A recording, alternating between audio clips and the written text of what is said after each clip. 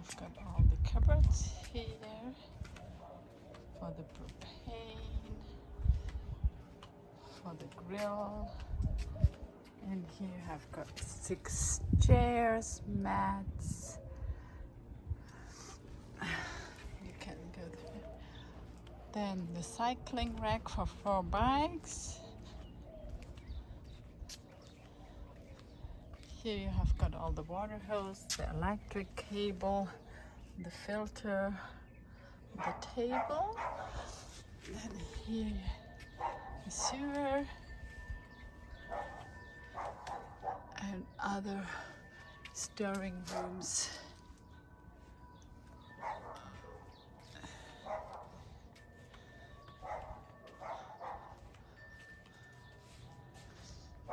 And this is how it looks from the front with the slide outs.